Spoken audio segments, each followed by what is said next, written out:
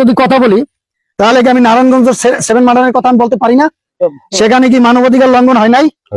আপনার শাপলা চত্বরে যে 3000-এর উপরে যে আলেম মারছে সেখানে কি মানবাধিকার লঙ্ঘন হয় নাই? আপনার এরপরে যে আপনার এই যে ছাত্র জনতা সরকারি ভাবে তো একটি তারা কাউন্ট করছে যে 2000 সামথিং, আমরা জানি না। হ্যাঁ, কিন্তু এই 2000 যে সন্তান, এই যে ভাই বোন, এটা তো আপনার আমার দেশের সম্পদ। হ্যাঁ, প্রত্যেকটা অশিক্ষিত ছেলেপান মারা গেছে। হ্যাঁ, আপনার এই যে আবু সাইদ, মুগ্ধ, হ্যাঁ, এদের উপর কি মানবাধিকার হরণ করা হয় না তাদের ফ্যামিলির উপরে? অবশ্যই। হ্যাঁ, এই জাতি তো আসলে কাউকে ভয় পায় না। যদি ভয় পেত তাহলে দেখেন, আমরা কিন্তু, আমি বলবো না, আপনারা বুঝে নেবেন, বড় বড় রাষ্ট্রের পাশে আমরা, বাট আমরা কিন্তু আমাদের একটি আত্মবিশ্বাস আছে, আত্মমর্যাদা আছে। আমরা মুসলমান, আমাদের একটা আছে, মিশন আছে, ভিশন আছে। ঠিক আছে, যে আমরা মরলে শহীদ, বাঁচলে গাজী। অতএব এই জাতিকে কেউ দাবাই রাখতে পারবে না। আমরা মানবাধিকার করি, মানবাধিকার যারা করে, যারা নিজের ভিতরে আগে অধিকার, নিজের ভিতরে আগে নৈতিকতা সৃষ্টি করতে হবে। আমি যদি আমার বিচার করতে পারি তাহলে আমি আপনার বিচারটা বুঝতে পারবো। আমার সিংহের আছে চাইতে আমি 3টা খাই ফেললাম, এটা কি মানবাধিকার হইল? তো যে যত শক্তিশালী হোক, আমরা 5ই আগস্টে আমরা যে একটা স্বৈর শাসককে আমরা হারাতে পেরেছি, সেটা আমাদের প্রাপ্তি। এবং এই দেশে আমরা আইনের প্রতি শ্রদ্ধাশীল, আমরা আইনকে সম্মান করি, আইনের গতিতে চলবে।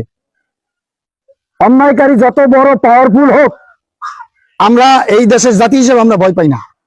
আমরা স্বৈরতন্ত্র, আমরা এই দেশ থেকে বিদায় নিছে, কিন্তু স্বৈর শাসকের প্রেতাত্মারা কিন্তু বিদায় নেয় নাই। এগুলো সবাই সজাগ থাকতে হবে। প্রত্যেকটা প্রোগ্রামে এই কথা বলি যে স্বৈর শাসকের প্রেতাত্মারা যদি থাকে, সেই প্রেতাত্মারা তাদেরকেও আমাদের তাড়াইতে হবে।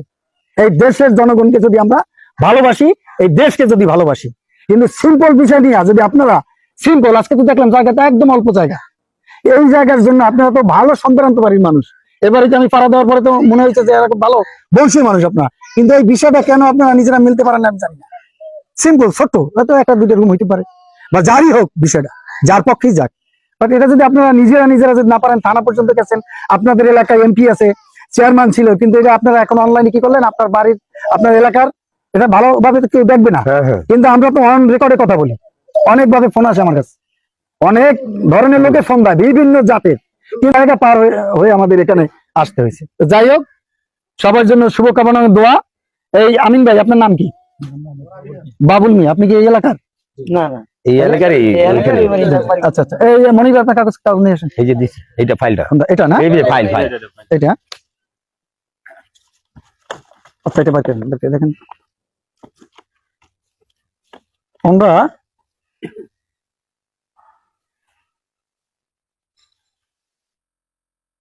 এইটা দেখেন তো, এগুলো এখানে ই করা আছে কিনা, এন্ট্রি করা আছে কিনা চেক করবেন প্লিজ।